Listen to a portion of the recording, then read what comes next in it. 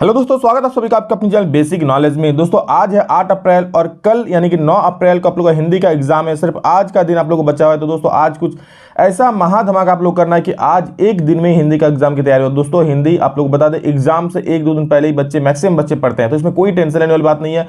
बस जिस तरह पढ़ा रहा हूँ उस तरह पढ़िए, और हाँ खुद से भी और सेल्फ स्टडी ज़्यादा कीजिए।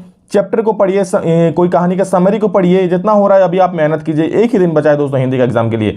अभी दोस्तों इसमें हम लोग देखने वाले हैं समास, या एक वीडियो में पूरा समास को खत्म कर देंगे और ट्रिक भी बताएंगे आप लोग कि कोई भी समास का किस प्रकार से सवाल पूछे जाएंगे और उसका जवाब आप लोग कैसे करेंगे। वीडियो थोड़ा अगर लेंदी भी हो जाए 15-20 मिनट का तो पूरा देख लीजिएगा, क्योंकि इससे आप लोगों को पूरा समास का आइडिया हो जाएगा। ठीक है, समास में कैसे कैसे क्वेश्चन पूछेंगे और उसका आप लोगों को जवाब कैसे देना है। तो चलिए शुरू करते हैं इस वीडियो को। उससे पहले चैनल पर पहली बार आए सब्सक्राइब जरूर कर लीजिए, इसी प्रकार वीडियो पाने के लिए, एग्जाम की तैयारी बहुत ही बढ़िया तरीके से करने के लिए। चलिए दोस्तों इस वीडियो को शुरू करते हैं। तो देखिए दोस्तों, पहले हम लोग समास का डेफिनेशन, जी हाँ समास का डेफिनेशन में आप लोगों का पूछ सकता है, इसका परिभाषा भी पूछ सकता है एग्जाम में। कौन एग्जाम में? सेकंड टर्म का एग्जाम में, क्योंकि दोनों टर्म में आप लोगों का समास आने वाला है भैया। ठीक है, आप लोग मॉडल पर देख चुके हो, सिलेबस में भी दोनों टर्म में, फर्स्ट टर्म में भी सेकंड टर्म में। फर्स्ट टर्म में आप लोग ऑब्जेक्टिव क्वेश्चन पूछेगा इससे, वहीं सेकंड टर्म पर डायरेक्ट सब्जेक्टिव पूछेगा। मतलब इसका परिभाषा भी आप लोग याद रखना पड़ेगा। तो देख लीजिए समास क्या है, तो सिंपल सा है, दो या दो से अधिक सार्थक शब्दों के मेल से बने नए शब्द को समास कहते हैं। ठीक है, क्या हो गया? दो या दो से अधिक सार्थक शब्दों के मेल से बने नए शब्द को समास बोलते हैं। वहीं दो वर्णों का योग से जब कोई बनता है तो संधि बोलते हैं, लेकिन दो शब्दों के योग को क्या बोलेंगे? समास। ध्यान से सुनिए, जब दो शब्दों का योग, देखिए 100 से समास, 100 से शब्द याद रख लीजिएगा। और जब दो शब्दों के, दो या दो से अधिक सार्थक शब्दों के मेल से जो नया शब्द बनता है उसे हम लोग समास बोलते हैं। और समास का टाइप्स कितना होगा अभी हम लोग देखेंगे, लेकिन उससे पहले उससे कुछ इंपॉर्टेंट फैक्ट उसको देख लीजिए क्या है। इससे भी सवाल पूछ जाते हैं। देखिए समास में कुछ हम लोग को टर्म होता है, एक होता है समस्त पद, एक होता है पूर्व पद, एक होता है उत्तर पद और एक होता है समास विग्रह। तो सर ये क्या होता है? तो समस्त पद मतलब होता है जब कोई समास लिखा हुआ रहे, मतलब पूरा उसका विग्रह रूप नहीं रहे। जैसे यहाँ देखिए समस्त पद राजकुमार क्या हो गया, अगर बोले तो राजकुमार हो गया समस्त पद। अगर इसका पूर्व पद, पूर्व मतलब पहले का पद, उत्तर मतलब बाद का पद। याद रख लीजिए, पूर्व मतलब पूर्व ही मतलब पहले आ रहा है, पूर्व मतलब पहले का पद, और उत्तर मतलब बाद का पद। तो इसमें पहले का पद क्या दिख रहा है? राज दिख रहा है, तो इसका पूर्व पद क्या हो जाएगा? राज। वही अगर इसका उत्तर पद की बात करें दोस्तों, तो उत्तर पद क्या दिख रहा है इसमें? जी हाँ बिल्कुल सही सुने आप लोग, कुमार। कुमार इसका उत्तर पद दिख रहा है, यहाँ देख सकते हैं। अब इसका अगर विग्रह करने बोलेगा, समास का विग्रह कीजिए, तो क्या हो जाएगा? राजा का कुमार, राजकुमार। और बता सकते हैं कौन सा समास है? तत्पुरुष समास होगा। अब तत्पुरुष क्या है सर? चलिए आगे देखते हैं अलग अलग समास का टाइप्स क्या है। तो बस इसको समझ लो। हो सकता है कि बोलेगा इसका समस्त पद क्या है, बोलेगा राजा का कुमार, इसका समस्त पद क्या होगा, तो आपको लिखना होगा राजकुमार। समझ गए? तो यह है समस्त, पूर्व और उत्तर पद और समास विग्रह ऐसे है। चलिए अब इसके टाइप्स को देख लेते हैं कितने प्रकार के होते हैं। दोस्तों समास का कुल 6 भेद होते हैं, यानी कि 6 टाइप्स होते हैं। क्या क्या होते हैं? अव्यय भाव समास, तत्पुरुष समास, कर्मधारय समास, यहाँ पर द्वंद्व होता है। ठीक है, यहाँ पर द्वंद्व समास,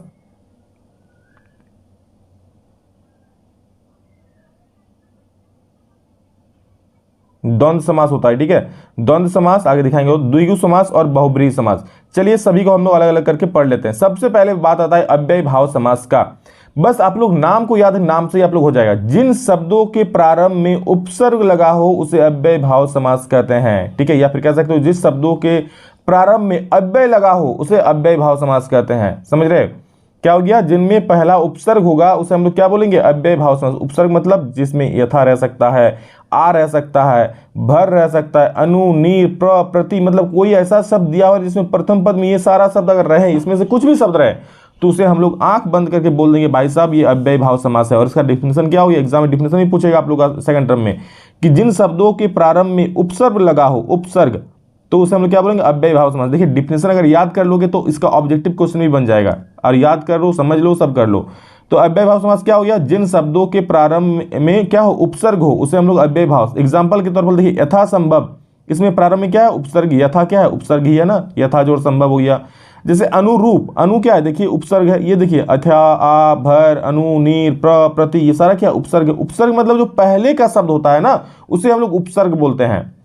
तो यहाँ अनुरूप, तो अनु क्या हो रहा है? यहाँ पर ये उपसर्ग हो रहा है, मतलब ये अव्यय भाव समास है। आ जन्म, तो यहाँ पर देखिए आ क्या है? आ जो आपको दिख रहा है आ, ये क्या है? आ हो गया, उपसर्ग हो गया, तो ये अव्यय भाव समास हो गया। उसी प्रकार प्रतिदिन, तो प्रति, प्रति पहले आ रहा है, यानी कि प्रति उपसर्ग हो रहा है, तो प्रतिदिन का क्या हो जाएगा? ये आप लोग का बिल्कुल अव्यय भाव समास हो जाएगा। ठीक है, और दोस्तों यहाँ पर और एक नोट कर लीजिए अपवाद की तरफ, तो जैसे कभी कभी, धीरे धीरे, बार बार। ठीक है, इस प्रकार जो सेम शब्द रहे, ठीक है, सेम शब्द रहे, कभी कभी, धीरे धीरे, बार बार, तो ये हो जाएगा क्या? ये हो जाएगा अव्यय भाव समास। अब इसको गलती से दोस्तों आप लोग द्वंद्व समास नहीं कहते, द्वंद्व समास में उल्टा होता है, ठीक है, द्वंद्व होता है दोनों के बीच में। अभी हम बताएंगे आप लोग को। ये दिखने से तो द्वंद्व लगेगा कि यहाँ से बीच में डैश लगा हुआ है द्वंद्व बोल देंगे, बिल्कुल नहीं। जब सेम सेम चीज रहे तो क्या हो जाएगा, अव्यय भाव समास हो जाएगा। कभी कभी, धीरे धीरे, बार बार, ठीक है। द्वंद्व में क्या होगा, द्वंद्व में ऊंच नीच, रात दिन, इस प्रकार का होता है, लेकिन ये दोस्तों अव्यय भाव हो जाएगा इस प्रकार का, ठीक है। अब बढ़ते हैं हम लोग तत्पुरुष समास की तरफ। तत्पुरुष में पहले इसका डिफिनेशन क्या बोल रहा है, परिभाषा क्या बोल रहा है, देख लीजिए। तत्पुरुष समास को, यहाँ पर 2 बार समास लिखे, तत्पुरुष समास को विग्रह करने पर कारक चिन्ह का लोप हो जाता है, या फिर कह सकते हैं कि ऐसे समास जिसको विग्रह करने पर कारक चिन्ह का लोप हो जाता है उसे तत्पुरुष समास कहते हैं। मतलब जिसमें का, की, को, के लिए, में, पर आदि ये सारा जो है ना लोप हो जाएगा। अभी कैसे होगा देखिए मान लीजिए यश को प्राप्त, इसको आप लोग विग्रह करके ये रूप प्राप्त करोगे तो यश को प्राप्त मतलब क्या, यश प्राप्त, समझ रहे हैं। यश को प्राप्त मतलब यश प्राप्त, जिसमें को, का, के लिए लगा सकते हो। जैसे मान लीजिए राजकुमार लिख दे, क्या बोल सकते हो आप, राजा का कुमार बोलोगे ना, राजकुमार, राजा का कुमार, जिसमें दोस्तों क्या हो जाएगा, राजा का कुमार, यानी कि ये क्या हो जाएगा, तत्पुरुष समास हो जाएगा, समझ रहे हो। आगे देखिए क्या है, मन चाहा, तो मन से चाहा, ठीक है, मन से चाहा। यज्ञशाला, यज्ञ के लिए शाला। राजपुत्र, राजा का पुत्र। राजकुमार, राजा का कुमार। राजकुमारी, राजा की कुमारी। तो इस प्रकार का जो रहेगा दोस्तों वो क्या हो जाएगा, तत्पुरुष समास हो जाएगा, जिसमें विग्रह करने पर क्या, ये चिन्ह लोप हो जाता है। समझ गए, कोई दिक्कत। जैसे विद्यालय, विद्या का आलय, विद्यालय हुआ ना, विद्या का आलय, तो ये दोस्तों तत्पुरुष समास हो जाएगा। अब आगे चलते हैं, हम लोग देखते हैं 3 नंबर। अभी आप लोग मॉडल पर किस प्रकार के क्वेश्चन पूछे वो भी मैं बताऊंगा। देखिए कर्मधारय में क्या होगा, ठीक है, कर्मधारय में आप लोग विशेषण को याद रखिएगा, ठीक है। जिस समास से प्रथम पद दूसरे पद की विशेषता बताता है उसे कर्मधारय समास कहते हैं। कर्मधारय में, अब इसको ऐसे ट्रिक से याद रखिए ना, कर्म मतलब क्या, कर्म होना चाहिए भैया, कर्म करना चाहिए, और कोई कर्म कर रहा है तो उसकी तारीफ भी करना चाहिए ना। कोई कर्म कर रहा है तो उसका विशेषता भी बताना चाहिए, उसका तारीफ मतलब क्या, विशेषता, ठीक है, विशेषण, उसका गुण। तो कर्मधारय को ऐसे याद रखिएगा कि जब प्रथम पद दूसरे पद की विशेषता बतला दे तो हम लोग क्या बोलेंगे, कर्मधारय। कर्म से याद रखिए, कर्म करना पड़ेगा, और कर्म भैया कोई भी हो, अगर कर्म कर रहा है तो उसका नाम गुण तो होना चाहिए। गुण मतलब विशेषण, ठीक है। तो जब पहला पद किसी दूसरे पद का गुण को बतलाता है, विशेषण को बतलाता है, विशेषता को बतलाता है, तो क्या हो जाए, उसे कर्मधारय समास बोलते हैं। और याद रखिए जिसमें प्रथम पद जो होता है ना वो विशेषण होता है। जैसे लाल गाय, लाल गाय, लाल है जो गाय, गाय की विशेषता बतला रही है कि नहीं बतला रही है, यहाँ पर बिल्कुल बता रही है। तो ऐसे याद रखिएगा, ये क्या हो जाएगा, लाल गाय क्या हो जाएगा, ये हो जाएगा आप लोग का कर्मधारय समास। अभी और बता रहे एग्जांपल दिखाएंगे आप लोग। और इसमें वो दोस्तों उत्तर पद जो होता है ना प्रधान होता है। कभी कभी पूछ लिया जाता है कि कर्मधारय समास में कौन सा पद प्रधान होता है, उत्तर पद प्रधान होता है। ऐसा भी पूछेगा कि कौन सा समास में उत्तर पद प्रधान होता है, तो कर्मधारय समास में होता है। अब नोट इससे एक चीज लेगी कि इसमें पद की तुलना या है जो के समान विग्रह के जो विग्रह कीजिएगा तो उस समय क्या हो जाएगा, या उसके समय पर आ जाएगा, जो आ सकता है, के समान आ सकता है, ठीक है। तो देखिए कैसे, उदाहरण कुछ देख लीजिए। चरण कमल, चरण क्या है, विशेषता बता रहा है, ठीक है। कमल के सॉरी कमल जो है क्या बता रहा है, विशेषता बता रहा है। मतलब कमल के समान चरण, चरण कमल, कमल के समान चरण, कमल नयन, कमल के समान नयन, मतलब क्या, नयन कैसा है, कमल के समान है, विशेषता बतला रहा है। चंद्रमुख, चंद्र के समान मुख, चंद्रमुख हो जाएगा। लाल मणि, लाल है जो मणि, मणि की विशेषता क्या है, लाल है। तो जहां पर भी दोस्तों विशेषता वाली बात आए तो कौन सा हमारा कर्म है कि अगर कोई अच्छा करे, बस ट्रिक से याद रखिए, हमारा कर्म है कि जो अच्छा करे उसका तो विशेषता बतलाना ही पड़ेगा, जो नहीं करे उसका तो छोड़, लेकिन जो कर्म करता है, जो काम कर रहा है उसकी विशेषता बतलाना है, मतलब उसे कर्मधारय समास कहते हैं। तो ऐसा समास जिसमें प्रथम पद दूसरे शब्दों की विशेषता बतलाती है उसे हम लोग कर्मधारय समास बोलते हैं। एग्जाम्पल के तौर पर चंद्रमुख, चंद्र के समान मुख। लाल मणि, लाल है जो मणि। महापुरुष, महान है जो पुरुष, क्या हो जाएगा, विशेषता। पुरुष कैसा है, महान, उसकी विशेषता है ना महानता, महानता क्या है, विशेषता है, और पुरुष क्या है, विशेष है। और इसमें प्रधान पद क्या हो जाएगा, ये उत्तर पद जो है वो प्रधान हो जाएगा, पुरुष, ठीक है। अधमरा, आधा है जो मरा। नील गाय, नील के है जो गाय, समझ गए। तो ये हो जाएगा दोस्तों कर्मधारय समास, ठीक। आगे देखते हैं दोस्तों, देखिए इसमें और कुछ एग्जाम्पल है, जैसे महादेव, नीलकमल, नीलकंठ, महान है जो देव, महादेव। अब बोलोगे सर ये तो बहुब्री समास में आएगा, तो बहुब्री समास में बताऊंगा, ठीक है। लेकिन हाँ, अगर आप लोग ऑप्शन में दिखा कि कर्मधारय और बहुब्री, और दोनों का अगर आप लोग लग रहा है कि कर्मधारय भी होगा और बहुब्री भी होगा इसका, ठीक है। जैसे मान लीजिए क्या बोले यहाँ पर, नीलकंठ, तो नील के समान है जो कंठ, मतलब भगवान शिव की ओर ये इंगित कर रहे हैं ना। नील के समान है जो कंठ अर्थात नीलकंठ अर्थात भगवान शिव। तो दोस्तों ये तो बहुब्रीहि समास में भी आता है। बहुब्रीहि समास मतलब देवी देवताओं के नाम होते हैं। तो ये जब सबसे बड़ा समास होता है बहुब्रीहि समास, उसके सामने सब कोई फीका और छोटा पड़ता है, याद रखिएगा। समझ रहे हैं? अभी मैं एग्जांपल बता रहा हूं। तो ये भी दोस्तों क्या होता है, इसको आप लोग कर्मधारय समास भी बोल सकते हो कि महान है जो देव महादेव, लेकिन ये बहुब्रीहि समास भी होगा। नील कमल, नीला है जो कमल, तो ये कर्मधारय हो गया। नीलकंठ, नीला है जो कंठ, भगवान शिव मतलब भगवान का नाम आ रहा है, तो ये कर्मधारय भी होगा और बहुब्रीहि भी होगा। लेकिन दोनों अगर साथ में ऑप्शन रहे तो आप लोग बहुब्रीहि को टिक कीजिएगा। नील गाय, नीला है जो गाय, परमानंद, परम है जो आनंद, परम है जो आनंद, जो भी है इस प्रकार का। बड़ भागी, तो ये सब क्या हो जाएगा आप लोग का, ये कर्मधारय समास हो जाएगा। ठीक है, चलिए आगे बढ़ते हैं। और देखिए वीडियो को एक बार में अगर आप लोग को मान लीजिए आधा समझ में आया, क्योंकि हिंदी है, आप लोग पहली बार पढ़ रहे होंगे तो हो सकता है कि थोड़ा कम समझ में आए। ठीक है, तो आप लोग इसको दोबारा देख लीजिए, ज़्यादा लंबा तो होगा नहीं वीडियो, 15 मिनट में आप लोग का समाप्त हो जाएगा। तो वो वीडियो आप लोग दो बार देख ही लोगे, आधा घंटा तो क्या फर्क पड़ेगा, समास तो कंफर्म हो जाएगा। समास पे से पक्का दोस्तों अच्छा खासा नंबर एग्जाम में आने वाला है। हर एक एग्जाम में 3 से 4 नंबर आप लोग को समास से पूछा जा रहा है। देखिए अब पढ़ते हैं द्वंद्व समास। द्वंद्व समास बहुत आसान है, देख कर ही एग्जाम्पल आप बता दोगे। ठीक है, ऑब्जेक्टिव में कोई दिक्कत नहीं होगा, आप लोग उसका आंसर बदलेंगे। हाँ, सब्जेक्टिव के लिए दोस्तों आप लोग थोड़ा सा तो याद करना पड़ेगा किसे क्या कहते हैं। ठीक, तब ना आप लिखोगे जाके। देखिए द्वंद्व समास क्या है, यदि दोनों पदों के बीच योजक मतलब ये जो डैश वाला चिन्ह है ना वो लगा होगा तो उसे द्वंद्व समास बोलेंगे। और विग्रह करने पर और या यहाँ पर या होगा। ठीक है, या एवं आए तो वहाँ द्वंद्व समास होता है। मतलब द्वंद्व समास का डिफिनेशन क्या हो गया कि जब दोनों पदों को बीच में योजक चिन्ह लगा होता है तो उसे द्वंद्व समास कहते हैं। ठीक है, और क्या सुनिए, सभी में योजक चिन्ह नहीं होता, जैसे अभी बताया ना कि अभी बताएं यहाँ पर ये वाला देख लीजिए कर्म, एक मिनट, अव्ययी भाव समास अभी आप लोगों को हम बताएं। ये देखिए धीरे धीरे कभी कभी यहाँ भी ये है योजक चिन्ह, लेकिन ये क्या हो जाएगा, ये अव्ययी भाव समास होगा, याद रखिएगा। ठीक है, चलिए अब देखिए द्वंद्व समास में क्या है। द्वंद्व मतलब क्या, दोनों के बीच में द्वंद्व होगा, मारपीट होगा, छीना झपटी होगा। जैसे दिन और रात उल्टा हो रहा है। ठीक है, माता और पिता उल्टा हो रहा है, मतलब एक दूसरे के वो विपरीत होगा, या फिर मतलब कह सकते हैं कि वो एक दूसरे से द्वंद्वी होगा, प्रतिद्वंदी होगा। पाप पुण्य, यहाँ पर पाप और पुष्प नहीं भैया, पाप और पुण्य होगा। ठीक है, चलो कोई नहीं तो सोचेगा सर पुष्पा कहाँ से आ गया। पाप और पुण्य, ठीक है, पाप पुण्य हो जाएगा। ऊंच नीच, तो ऊंच और नीच होगा ना, जहां पर और या खरा खोटा, तो खरा या खोटा कह सकते हो। छल कपट, छल और कपट। दिन रात, दिन और रात। नदी नाले, नदी और नाले। तो इस प्रकार का जो भी रहेगा मैक्सिमम जिसमें बीच में ये वाला डैश वाला योजक चिन्ह रहेगा, मतलब ये डंडा है भैया, जिसमें डंडा रहेगा वो द्वंद्व समास होगा। ठीक रखो, द्वंद्व मतलब डंडा, तो बीच में डंडा घुसा दे तो ये हो जाए क्या, द्वंद्व समास हो जाएगा। ठीक है, अब आशा करें द्वंद्व समास से कोई भी क्वेश्चन आप लोग का नहीं छूटेगा। अभी और एग्जांपल अभी आप लोगों को मॉडल पर का भी क्वेश्चन कराएंगे। द्विगु समास, ये दोस्तों बहुत आसान। द्वि मतलब क्या होता है, दो, मतलब क्या है, दो एक संख्या है। तो ऐसा समास जिसमें संख्यावाचक का बोध हो, क्या है, जिस समास में प्रथम पद संख्यावाचक हो या समूह का पता चले उसे द्विगु समास कहते हैं। या कह सकते हो ऐसा समास जिसका प्रथम पद संख्यावाचक हो उसे क्या बोलेंगे हम लोग, द्विगु समास बोलेंगे। मतलब जिसमें हम लोग को संख्या दिखेगा, बस इसमें कोई ज्यादा ताम झमेला नहीं है। द्विगु मतलब दो, मतलब संख्या। तो ऐसा समास जिसमें संख्या का वाचक का बोध हो उसे हम लोग क्या बोलेंगे, द्विगु समास बोलेंगे। और एग्जाम्पल के तौर पर देख लो, जैसे दो पहरों का समूह, यहाँ पर दो आ रहा है तो ये दो पहर हो रहा है, तो ये क्या हो जाए, ये द्विगु समास हो जाए। तिरंगा, तीन रंगों का समूह, तीन आ रहा है तो ये हो जाए द्विगु। नवरात्र, 9 रातों का समूह, संख्या आ रहा है तो ये हो जाएगा द्विगु समास। चौराहा, 4 राहों का समूह, 4 आ रहा है तो ये हो जाएगा द्विगु समास।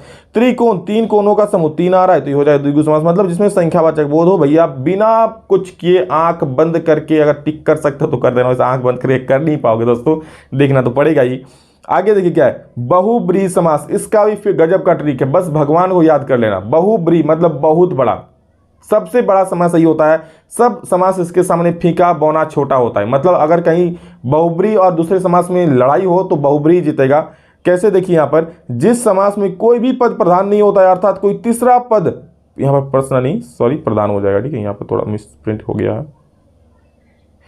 जिस समास में कोई भी पद प्रधान नहीं होता है बट कोई तीसरा पद आके यहाँ पर प्रधान हो जाता है उसे क्या बोलते हैं, बहुब्रीहि समास। बहुब्रीहि याद रखिएगा, ऐसा समास जिसमें कोई पद प्रधान नहीं होता, दो पद होता है, उत्तर पद और पूर्व पद, लेकिन कोई प्रधान नहीं होता है, जो कोई तीसरा पद आता है और वो प्रधान हो जाता है।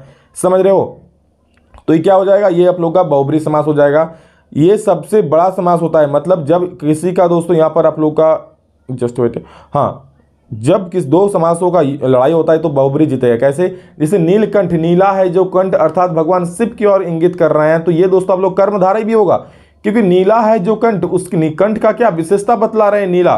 ये बहुब्री भी होगा और कर्मधारय भी होगा, लेकिन दोनों की बात करें अगर ज़्यादा सटीक आंसर क्या होगा तो कौन जीतेगा, तो दोनों ऑप्शन रहे तो बहुब्री को टिक कीजिएगा, बहुब्री ऑप्शन में नहीं रहे तो कर्मधारय को टिक कीजिएगा। समझ में आ रहा है? इसमें बहुत कंफ्यूजन है, बहुत बच्चे बोलते हैं सर ये बहुब्री होगा, ये कर्मधारय होगा। ठीक है, तो मैंने बहुत जगह सर्च करके देखा तो सबसे बड़ा होता है बहुब्री। अगर बहुब्री आए तो उसके सामने सब छोटा। अगर कोई समास बहुब्री समास हो रहा है तो कोई उसके आस पास भी नहीं फटक नहीं जाएगा। समझ रहे हो? अरे भाई साहब भगवान है, कोई ऐसी छोटा मोटा बात थोड़े है।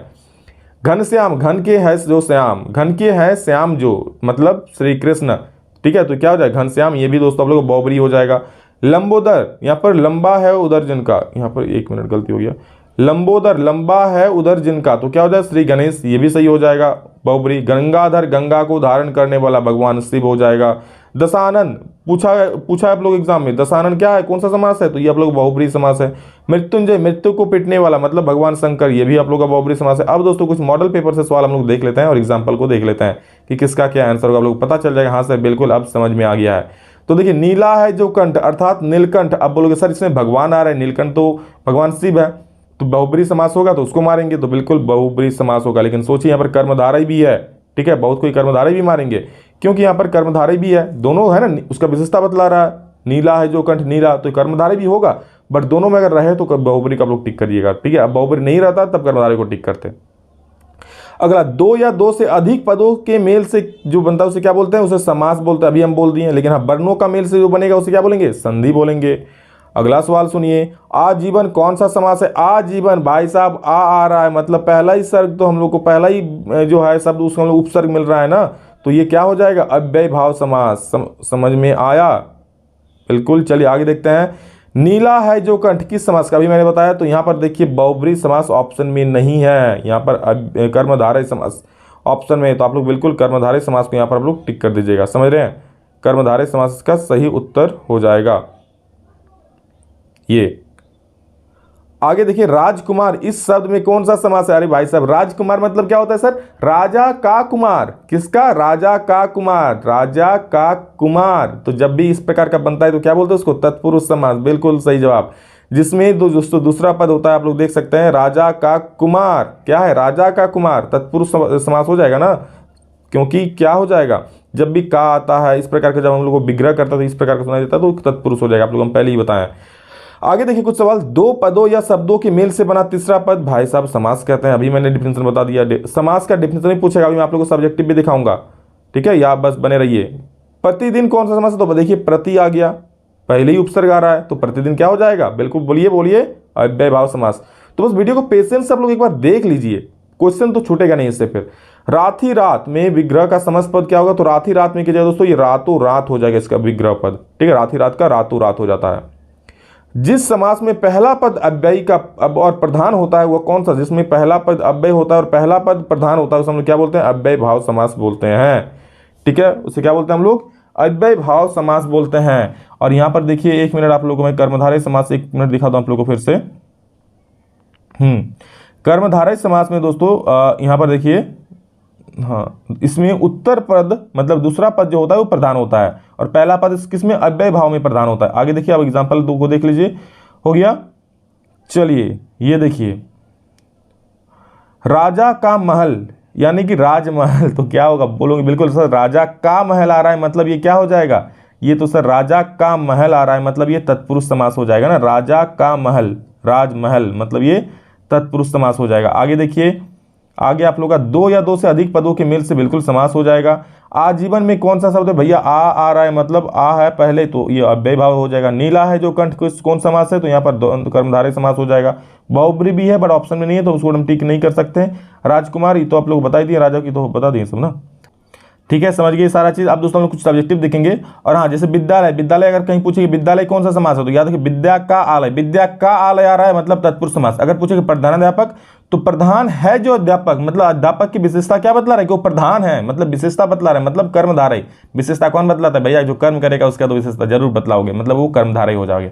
ठीक है, तो वीडियो को अच्छे से देख लीजिए, सारा चीज समझ में आ जाएगा। कुछ सब्जेक्टिव क्वेश्चन है दोस्तों, यहाँ पर देख लीजिए कि बहुब्री समास किसे कहते हैं, उदाहरण सहित स्पष्ट करें। मैंने बहुब्री का लिखा हुआ है, ठीक है, उसका उदाहरण भी दिया हुआ है, आप लोग देख लीजिए। दशानन का समासिक पद का विग्रह करें, दशानन क्या 10 है आनंद जिसके, और ये भगवान का नाम आ रहा है, मतलब बहुब्री समास हो जाएगा। और ये सारा चीज दोस्तों मॉडल पर मैंने कराया हुआ है, आप लोग मॉडल पर से भी देख सकते हो या खुद से भी आप आराम से कर सकते हो। दशानन का समास विग्रह का समास का नाम लिखे। दशानन का समास विग्रह कैसे करोगे? दशानन लिखोगे, कैसे लिखोगे? 10 है आनंद जिसके, हो गया विग्रह, और लिख दो कौन सा समास, लिख दोगे कोया कौमा देके, ये है बहुब्रीहि समास। चक्रधर का समास विग्रह का कैसे करोगे? चक्रधर मतलब चक्र को धारण करने वाला, क्या लिखोगे? चक्र को धारण करने वाला। और समास का नाम क्या हो जाएगा? चक्रधर, भगवान का नाम आ रहा है, मतलब ये बिल्कुल बहुब्रीहि समास हो जाएगा, भगवान श्री कृष्ण आ रहा है ना। तो उस प्रकार द्वंद्व समास किसे कहते हैं? उदाहरण दे, ऊपर में लिखा हुआ है द्वंद्व समास का उदाहरण, डिफिनेशन, उदाहरण दोनों लिख लीजिएगा। लंबोदर समास विग्रह करो, समास का नाम लिख दो। लंबा है उदर जिनका, तो लंबोदर हो जाएगा, ये हो जाएगा क्या? समास का नाम। लंबोदर भगवान का नाम आ रहा है तो गणेश भगवान हो जाएंगे। द्विगु समास की परिभाषा ये भी दे चुके हम लोग। दाल रोटी का समास विग्रह करो, समास का नाम लिख दो। दाल रोटी का समास विग्रह क्या हो जाएगा? दाल और रोटी, दाल रोटी लिखोगे, डैश देखिए, दाल और रोटी। और इसमें कौन सा समास है? इसमें दोस्तों आप लोग दाल और रोटी, डैश आ रहा है तो डैश मतलब क्या? डंडा आ रहा है मतलब क्या? द्वंद्व। जी हाँ, द्वंद्व समास हो जाएगा, बिल्कुल सही। तो यहाँ पर दोस्तों आप लोग का पूरा समास समाप्त होता है और आप लोग को आशा करते समझ में आ गया होगा। बस इसको देख लीजिए, एग्जाम में दोस्तों क्वेश्चन तो नहीं छूटेगा, ठीक है, बना लोगे, क्योंकि देखिए द्विगु मतलब संख्या को याद कर लोगे, द्वंद्व मतलब डंडा आ जाएगा, ठीक है, और बहुब्रीहि मतलब भगवान का नाम आ जाता है, कर्मधारय मतलब कर्म करेगा, विशेषण बतलाओगे, विशेषता आ जाएगी। तो इस प्रकार कुछ ट्रिक है, इसको याद कर लीजिए। अव्यय बा मतलब पहला पद अव्यय हो जाएगा, बचा तत्पुरुष समास, तो आपको बता ही दिए। बस ये चीजें अच्छे से याद कर लीजिए, सारा चीज हो जाएगा और एग्जाम भी अच्छा रहेगा। इससे बाहर क्वेश्चन नहीं पूछने वाला है, लेकिन हाँ अच्छा सा वीडियो को देखिए, सभी को जरूर शेयर करिए, जो अभी तक नहीं पढ़ा है वो भी पढ़ ले। चलिए, तो love you all, thank you, love you, अभी इतना नेक्स्ट वीडियो में जल्दी, तब तक जय हिंद, वंदे मातरम।